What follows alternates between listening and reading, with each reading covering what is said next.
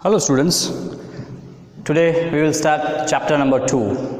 आज हम second chapter start करेंगे फिजिक्स में, इलेक्ट्रोस्टैटिक पोटेंशियल एंड कैपेसिटेंस। तो जो चैप्टर 1 हमने कंप्लीट किया है जहाँ पे, तो ये सेकेंड चैप्टर उसके कंटिन्यूस में ही है। मतलब हमने जो कुछ भी सीखा है चैप्टर 1 के अंदर, उसी को आगे हम यूज़ भी करेंगे सेकेंड चैप्टर के अंदर। सो सेकेंड चैप्टर जो है basically electrostatics potential and capacitance. So ये चैप्टर 2 पार्ट में है।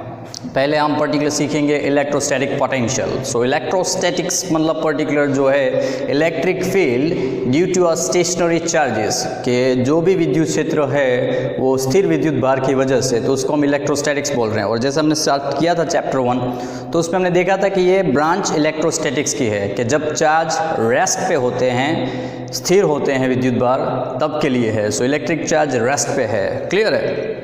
तो हमें पहले जो है पार्ट में चैप्टर के इलेक्ट्रोस्टैटिक पोटेंशियल ही सीखना है। After finding the electrostatic potential फिर हम जाएंगे कैपेसिटेंस के ऊपर। तो वो भी हमने पैरेलल प्लेट सीखा हुआ है चैप्टर 1 के अंदर। तो इलेक्ट्रोस्टैटिक्स पोटेंशियल में स्टार्टिंग इंट्रोडक्शन में जो आपको बताऊं, तो पहले हम सीखेंगे इलेक्ट्रिक पोटेंशियल का डेफिनेशन, कि इलेक्ट्रिक पोटेंशियल किसको बोलते हैं। और उसके बाद हम पॉइंट चार्ज, कोई भी एक सिंगल पॉइंट चार्ज है तो उसकी वजह से इलेक्ट्रिक फील्ड इलेक्ट्रिक पोटेंशियल किस तरह ढूंढ पाएंगे।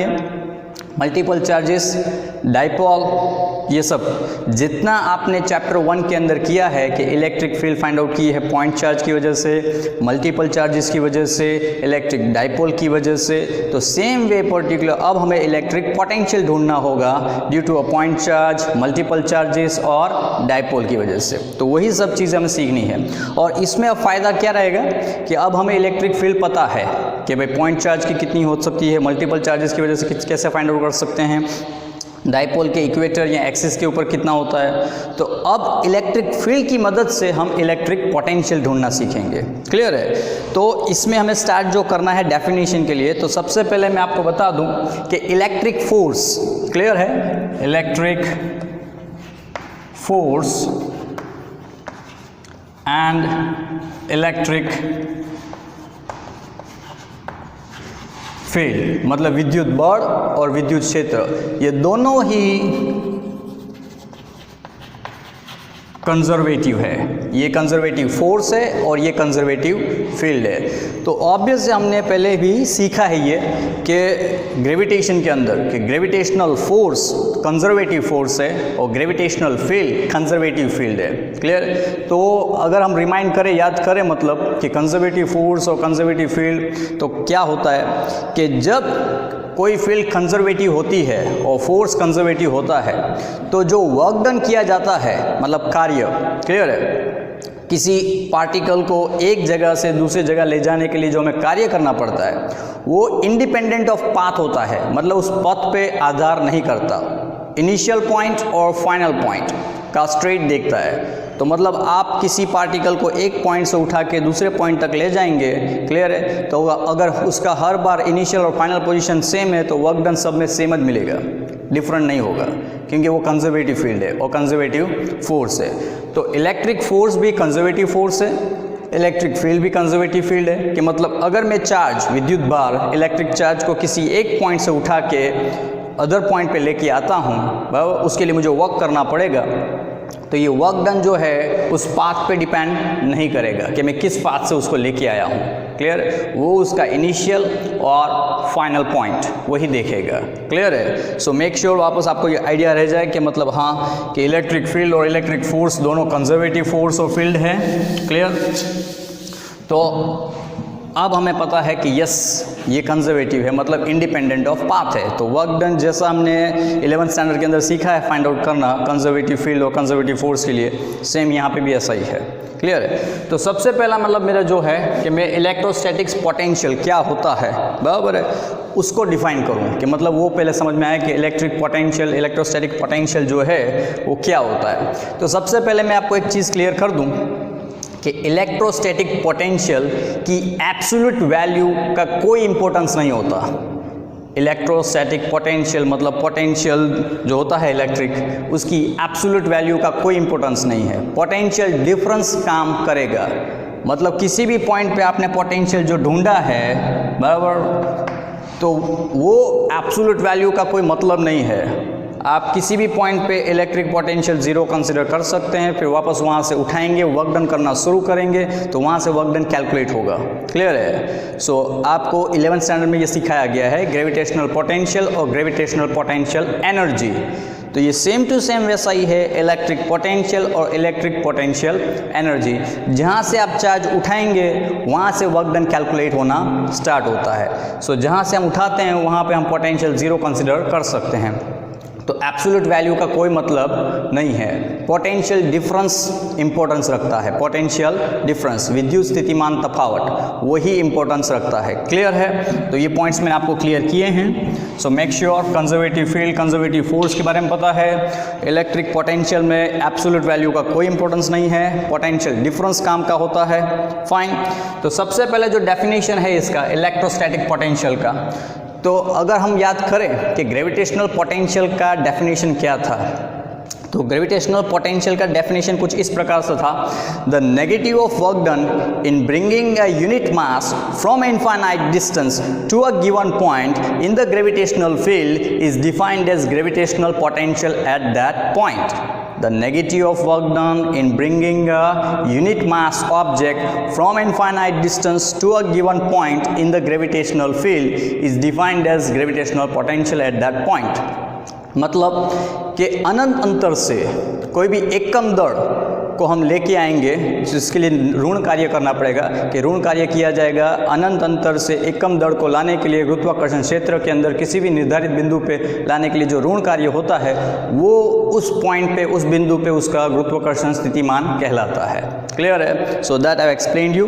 तो सेम वे ये भी वही है कि आपको इनफाइनाइट डिस्टेंस से unit charge, unit positive charge लेके आना है, एकम विद्युत भार। क्लियर है? अनंत अंतर से एकम विद्युत भार को लेके आने का है। Clear? The work done against the electric field. अब इसमें डिफरेंस क्या है कि ग्रेविटेशनल पोटेंशियल में ऑलरेडी हम बोलते हैं नेगेटिव ऑफ वर्क डन, कि वर्क डन कैसा? नेगेटिव। क्लियर है? तो वर्क डन का जो नेगेटिव पार्ट है वो है, इसमें नेगेटिव नहीं है लेकिन हम अगेंस्ट इलेक्ट्रिक फील्ड करेंगे। क्लियर है? तो उसको समझाने के लिए हमारे पास एक एग्जांपल है कि मेरे पास यहाँ पे एक ओरिजिन के ऊपर, पॉइंट ओ के ऊपर एक क्यू चार्ज रखा गया है जो मेरा सोर्स चार्ज है। सो क्यू चार्ज की वजह से इसके सराउंडिंग में इसकी इलेक्ट्रिक फील्ड होगी जो रेडियली आउटवर्ड जा रही है। क्लियर? और इनफाइनाइट डिस्टेंस पे मैं +1 कूलम एग्जाम्पल में ले रहा हूँ, पॉजिटिव यूनिट चार्ज, धन एकम विद्युत भार वो लिया गया है। अब ऑब्वियसली ये भी पॉजिटिव है, ये भी पॉजिटिव है, तो इसको लाने के लिए मैं वर्क करना पड़ेगा क्योंकि ये इसको पुश कर रहा है। पॉजिटिव रिपल करते हैं एक दूसरे को। सो ये इसको पुश करेगा, तो इसको यहाँ से अगर इस पॉइंट पे मुझे लाना है तो मुझे वर्क डन करना पड़ेगा, और जो ये वर्क डन इसके ऊपर मैं करूँगा वो उसके अंदर पोटेंशियल के फॉर्म में स्टोर होगा, इलेक्ट्रिक पोटेंशियल के फॉर्म में स्टोर होगा। सो हम जो कार्य करते हैं वो उसके अंदर पोटेंशियल एनर्जी पोटेंशियल के फॉर्म में स्टोर होता है। 11th स्टैंडर्ड से हमको आइडिया है। तो इसमें वही बोला गया है work done against the electric field, कि हमें कार्य करना है इसको यहाँ से यहाँ तक लाने के लिए अगेंस्ट द इलेक्ट्रिक फील्ड, इस इलेक्ट्रिक फील्ड के अगेंस्ट में हमें काम करना पड़ेगा। Clear? In bringing a unit positive charge, इसको यूनिट पॉजिटिव चार्ज को लाना है in the from infinite to a given point, अनंत अंतर से यहाँ पे लाने के लिए in the electric field. Infinite हम इसलिए लेते हैं क्योंकि हमने इनफाइनाइट पे ही इलेक्ट्रिक पोटेंशियल ज़ीरो सेट किया है। क्लियर है? नो डाउट, मैंने जैसे बोला इलेक्ट्रिक पोटेंशियल की एब्सोल्यूट वैल्यू का कोई इंपॉर्टेंस नहीं है। इलेक्ट्रिक पोटेंशियल ज़ीरो आप कहीं पे भी ले सकते हैं, जैसे ग्रेविटेशनल पोटेंशियल में भी हम करते हैं कि अर्थ सरफेस पे भी ज़ीरो लेते हैं, फार इनफाइनाइट पे भी ज़ीरो लेते हैं। सो ये जो है डिफरेंस मायने रखता है, एग्जैक्ट वैल्यू का कोई मतलब नहीं है। तो डेफिनेशन के लिए हमारे पास इलेक्ट्रिक पोटेंशियल ज़ीरो कहाँ पे है? Eight infinite. क्लियर है? सो वहाँ से उसको लेके आना है मुझे, कहाँ पे? पी पॉइंट पे। तो जो मैं वर्क करूँगा इस इलेक्ट्रिक फील्ड के अगेंस्ट में इनफाइनाइट से पी पॉइंट पे लाने के लिए, तो यहाँ पे उस चार्ज के अंदर ये इलेक्ट्रिक पोटेंशियल के अंदर फॉर्म में स्टोर होता है। और ये इलेक्ट्रिक पोटेंशियल जो है सिंगल चार्ज का नहीं है, सिस्टम का है, तंत्र का है, ये दोनों का मिल के यहाँ पे है। क्लियर है, क्योंकि पोटेंशियल एनर्जी और इलेक्ट्रिक पोटेंशियल सिस्टम की होती है, कोई भी इंडिविजुअल का नहीं होता। लेकिन जो कुछ भी वर्क डन करना है वो इसके ऊपर किया गया है, जो भी पाथ ट्रैवल कराना था वो इसको ट्रैवल किया गया है, इसलिए हम इसी का बोलते हैं कि इलेक्ट्रिक पोटेंशियल ये इसका है। क्लियर है? तो by definition one more time मैं आपको समझा रहा हूँ, the work done against the electric field, the work done against the electric field in bringing a unit positive charge from infinite distance to a given point in the electric field is defined as electric potential at that point. के विद्युत क्षेत्र के विरुद्ध जो कार्य किया जाएगा अनंत अंतर से एक कम विद्युत भार को लाने के लिए निर्धारित बिंदु के अंदर, निर्धारित बिंदु पे वो उस बिंदु पे उसका विद्युत स्थितिमान कहलाएगा। क्लियर है? सो क्यू चार्ज सोर्स चार्ज है, ये मेरा टेस्ट चार्ज है, पॉजिटिव 1 कूलम, एक कम विद्युत भार है, अब उसको यहाँ लाना है। क्लियर है? तो उसको लाने के लिए मैं वर्क डन, तो बाय डेफिनेशन कार्य अनंत अंतर से P पे लाना है। क्लियर है? So that means infinity to P। अब ऑब्वियस है वर्क डन में हमें पता है कि work done is equals to force into displacement होता है, कार्य बराबर फोर्स इनटू डिस्प्लेसमेंट होता है। क्लियर है? तो इलेक्ट्रिक पोटेंशियल और electric potential energy, electric potential और इलेक्ट्रिक पोटेंशियल एनर्जी, ये दोनों चीज़ में मतलब डिफरेंस खाली यूनिट चार्ज का ही है। क्लियर है? क्योंकि ये जो है ये भी पोटेंशियल एनर्जी है, लेकिन ये पर यूनिट चार्ज के लिए है। क्या अगर मैं अब इसको ऐसा बनाने के लिए, इसको जैसे हम टेस्ट चार्ज अगर Q0 है तो फोर्स बाय चार्ज वो हमको पता है क्या होता है, इलेक्ट्रिक फील्ड। क्लियर है कि फोर्स बाय चार्ज वो E होता है, तो यहाँ पे वो E ही लिखा गया है, that's why you can understand it, formula वही है। तो इलेक्ट्रिक पोटेंशियल मतलब और कुछ नहीं होता है, ये इलेक्ट्रिक पोटेंशियल एनर्जी है per unit charge, electric potential energy per unit charge electric potential का मतलब होता है। क्लियर है? तो डेफिनेशन के हिसाब से हमने वही लिखा है कि वर्क डन जो करना है किसी यूनिट पॉजिटिव चार्ज को लाने के लिए इनफाइनाइट से गिवन पॉइंट पे। ओके, तो अब मुझे पर्टिकुलर जो है कि W infinity to P, clear है, उसमें E फाइंड आउट करना पड़ेगा कि E क्या है। तो यहाँ पे आपको इलेक्ट्रिक फील्ड पता होनी चाहिए कि यहाँ पे इलेक्ट्रिक फील्ड कितनी है due to this charge. Clear? और ये हमें याद आ जाना चाहिए चैप्टर 1 से ही कि ये पॉइंट चार्ज है। क्लियर है? जिसका डिस्टेंस r है, जिसका डिस्टेंस r है और ये रूफ वो डायरेक्शन दिखा रहा है। So okay sir, point charge की वजह से इलेक्ट्रिक फील्ड यहाँ पे जो होगी वो E equals to KQ by r² r roof point charge.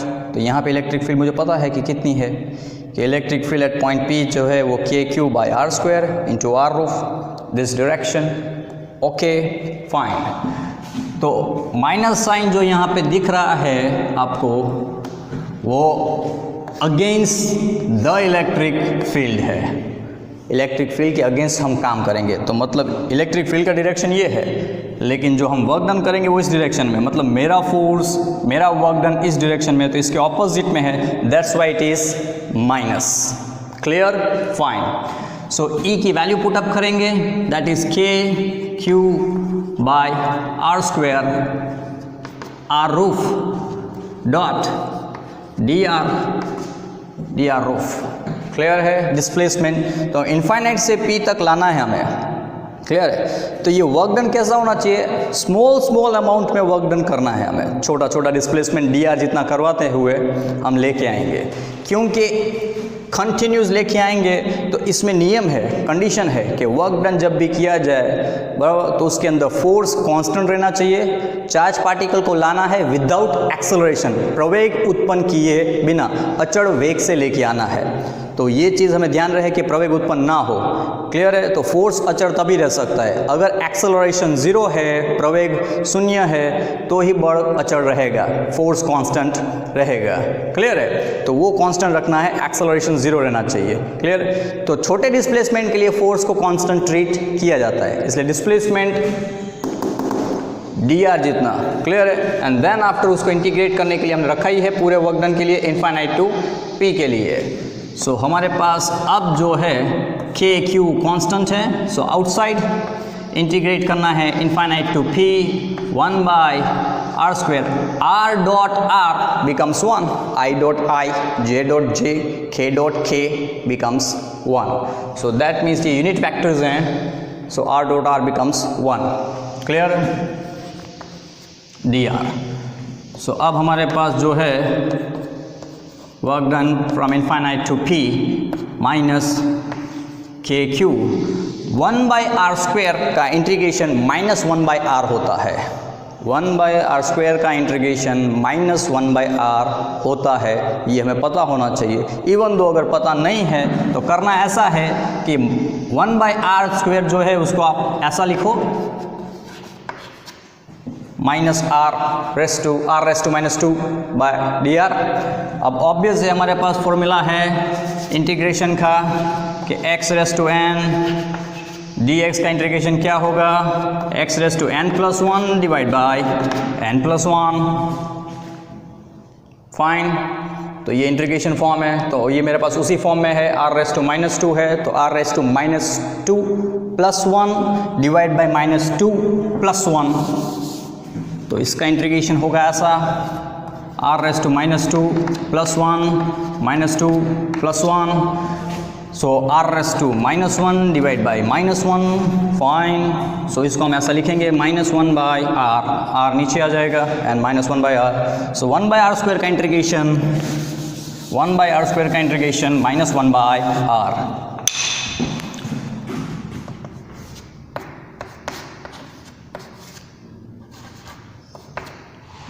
Okay fine, this minus minus becomes plus. तो फॉर्मूला कुछ इसी तरह से बननी चाहिए।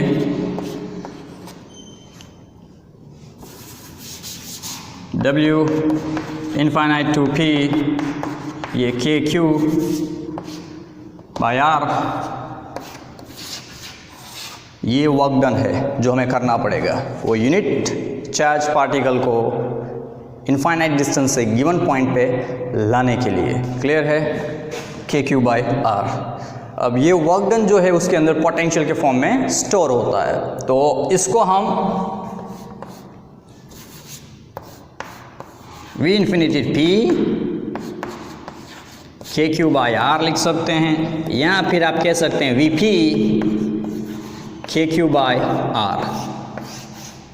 तो वीपी मतलब ये यहाँ पे पोटेंशियल बता रहा है कि इलेक्ट्रिक पोटेंशियल कितना है due to this source charge. यहाँ पे पोटेंशियल है K Q by R. Electric field अगर आपको फाइंड आउट करना आता है जहाँ जहाँ से, सेम फॉर्मूला के लिए पोटेंशियल आसानी से मिल जाता है। तो पॉइंट चार्ज के लिए आपने देखा कि के क्यू बाय आर स्क्वायर होता है, तो पॉइंट चार्ज के लिए पोटेंशियल जो है के क्यू बाय आर होता है।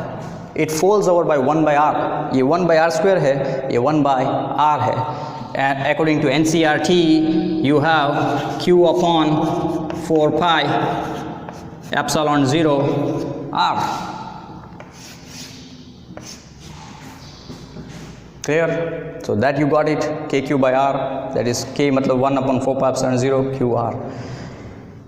जैसे मैंने बोला एब्सोल्यूट वैल्यू नहीं है, ये यहाँ पे पोटेंशियल बता रहा है with respect to particular infinity, कि इन्फिनिटी के कंपेयर में वी इनफाइनाइट पी है, कि मतलब पोटेंशियल बता रहा है। क्लियर है? With respect to infinity.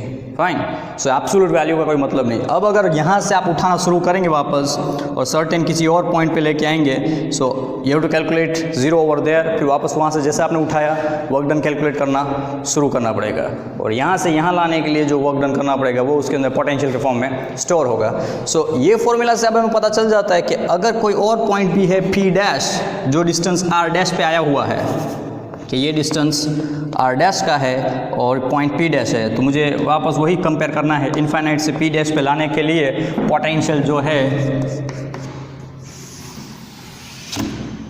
V P dash मतलब ढूंढना है मुझे, K Q by R dash. Electric potential scalar quantity है, इलेक्ट्रिक पोटेंशियल स्केलर क्वांटिटी है बराबर, मतलब अदिश राशि है, तो इसको खाली वैल्यू की ज़रूरत पड़ती है, इसको कोई डायरेक्शन नहीं होता है। क्लियर है? सो ये स्केलर है, सिंपली वैल्यू पे डिपेंड करता है, एब्सोल्यूट वैल्यू नहीं, डिफरेंस बताता है ये। तो ये जो है यहाँ दोनों के बीच का पोटेंशियल डिफरेंस क्या है वो बता रहा है कि with respect to infinity at point P potential में डिफरेंस इतना है। क्लियर है? सो पोटेंशियल डिफरेंस काम करता है, एब्सोल्यूट वैल्यू कोई इंपॉर्टेंस नहीं है। ज़ीरो तुम वापस यहाँ पे भी ले सकते हो, जब यहाँ से उठा के किसी और पॉइंट पे ले जाना हो आपको तो वापस यहाँ से ज़ीरो कंसिडर करके you to find out. Clear है? तो सिंपली अब मेन चीज़ क्या है, आपको इलेक्ट्रिक फील्ड सब जगह पता होना चाहिए बेसिकली, कि इलेक्ट्रिक फील्ड अगर किसी पॉइंट पे आपको पता है तो आप इजीली फाइंड आउट कर सकते हैं।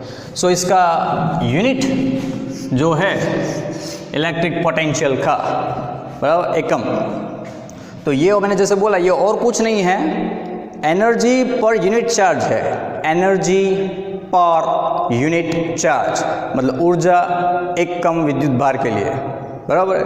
तो इसको मैं मतलब जूल पर कूलम लिख सकता हूँ, जूल पर कूलम। अदरवाइज इसका यूनिट दूसरा जो है वी वोल्ट बराबर, एक फिजिसिस्ट वोल्टा के नाम के ऊपर से इसको रखा गया है। सो जूल पर कूलम, अदरवाइज जो है एसआई हम यूज़ करते हैं सिंपली वोल्ट, तो हम इलेक्ट्रिक वोल्ट मतलब वो वोल्ट में मापते हैं पोटेंशियल को। क्लियर है? सो जनरली हम वी यूज़ करते हैं। Fine, so that we have it already. So हमें ये पता चल गया है। तो अब इलेक्ट्रिक पोटेंशियल जैसे आप ढूंढना शुरू कर देते हैं तो अब इलेक्ट्रिक पोटेंशियल एनर्जी कोई प्रॉब्लम नहीं करता आपको। इलेक्ट्रिक पोटेंशियल अगर आपको पता है तो इलेक्ट्रिक पोटेंशियल एनर्जी आप आसानी से ढूंढ सकते हैं। तो मतलब ये मैंने जो ट्रायल मारा था इस पी पॉइंट पे, क्लियर है, तो वो पोटेंशियल मतलब क्या होता है, पहले वन सिंगल यूनिट को लेके आना होता है। अब उसके बाद अब अगर आप यहाँ से कोई Q चार्ज लेके आ रहे हैं, क्या लेके आ रहे हैं, Q जो यूनिट नहीं है, सम वैल्यू। क्लियर? तो अब उसको यहाँ लाने के लिए आपको खाली इतना ही करना पड़ता है कि अगर आपको U that means potential energy, तो ये नेक्स्ट वन जो है इलेक्ट्रिक पोटेंशियल एनर्जी और you can say electrostatic potential energy. Electrostatics इसलिए बोला जाएगा स्टेडी चार्जेस की बात हो रही है। क्लियर है? सो इलेक्ट्रिक पोटेंशियल एनर्जी जिसको हम यू बोलते हैं, क्लियर, पोटेंशियल के लिए वी है। फाइन, तो अब खाली आपको क्या लाना है, क्यू ले आना है, दैट मीन्स क्यू। तो यहाँ पे मतलब के क्यू और यहाँ पे मतलब चार्ज है वन पोटेंशियल के लिए आप देखें ध्यान से तो एक्चुअली के क्यू बाई आर नहीं, k q into one by r है, के मतलब 1/4π0 q into one by r है। तो अब फ़र्क कुछ नहीं पड़ता, अब खाली वन की जगह क्या आएगा, क्यू आ जाएगा। तो अब ये मतलब वैल्यू के लिए है, तो इट मीन्स पोटेंशियल एनर्जी है। क्लियर है? तो U इज इक्वल्स टू, और हमें जो ढूंढना है वो Q into delta V। Delta V मतलब पोटेंशियल डिफरेंस जो मैं बोल रहा हूँ, क्योंकि V हम लिखते हैं लेकिन ये एब्सोल्यूट वैल्यू का कोई मतलब नहीं है, पोटेंशियल डिफरेंस ही ढूंढते हैं हम लोग। फाइन, सो पोटेंशियल डिफरेंस की बात हो रही है, एब्सोल्यूट वैल्यू का कोई इंपॉर्टेंस नहीं है। क्योंकि आप कहीं पे भी पोटेंशियल बोलेंगे कि सर यहाँ पे पोटेंशियल इतना है, मैं उसी मोमेंट पे वहाँ से अगर चार्ज उठाना शुरू करता हूँ तो मेरे लिए इलेक्ट्रिक पोटेंशियल वहाँ पे ज़ीरो है। सो दैट मीन्स वो एग्जैक्ट वैल्यू का कोई मतलब नहीं है। सो डेल्टा V मतलब बताता है पोटेंशियल डिफरेंस। तो अगर यही चीज़ मुझे चाहिए वापस, इसके लिए U यहाँ पे ढूंढना है। फाइन, तो Q आ गया है, डेल्टा V मतलब ये। क्लियर है? सो दैट मीन्स पर्टिकुलर मेरे पास वैल्यू है K Q by R. So U is equals to K Q by R. ये सिंपली जूल में है। क्लियर है? ये सिंपली जूल में ही है। फाइन, तो अब अगर इसका डेफिनेशन भी मुझे बोलना हो ना पोटेंशियल एनर्जी का, तो इसमें और कुछ नहीं करना है, खाली यूनिट को रिप्लेस कर देना है। क्लियर है? इसको हटा देना है। The work done against the electric field in bringing Q positive charge from infinite to a given point in the electric field is defined as electric potential energy। एकम को हटा के Q विद्युत भार के जो कार्य किया जाएगा किसी भी Q विद्युत भार को अनंतर से विद्युत क्षेत्र के अंदर निर्धारित बिंदु पे लाने के लिए, वो वहाँ बिंदु पे उसका विद्युत स्थितिमान ऊर्जा कहलाता है, पोटेंशियल एनर्जी। क्लियर है? सो आई होप आपको ये सब चीज़ क्लियर हो गई होगी। पोटेंशियल सिंपली ये खाली जस्ट अंडरस्टैंडिंग के लिए है, इट्स नॉट एनी थियरी, ये कोई थियरी नहीं है, लेकिन आपको समझ में आना चाहिए कि V कैसे ढूंढा जाएगा। क्लियर है? तो वो कोई प्रॉब्लम होगा नहीं आपको, सिंपली तो मैंने एग्जांपल लेके बताया आपको।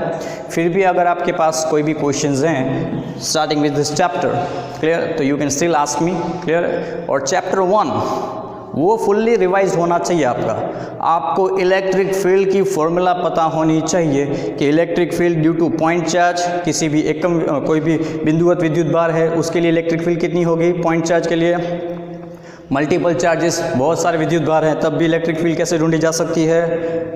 डाइपोल के एक्सिस पे, डाइपोल के इक्वेटर पे इलेक्ट्रिक फील्ड कितनी होगी। तो अगर आपको इलेक्ट्रिक फील्ड पता है तो आप पोटेंशियल आसानी से ढूंढ सकते हैं। और मैंने जैसे आपको चैप्टर 1 से बोला था कि इलेक्ट्रिक फील्ड बहुत इंपॉर्टेंट काम करती है। इलेक्ट्रिक फील्ड अगर आपको पता है, इलेक्ट्रिक फोर्स आप फाइंड आउट कर सकते हैं इजीली। क्लियर? कोई प्रॉब्लम नहीं है आपको।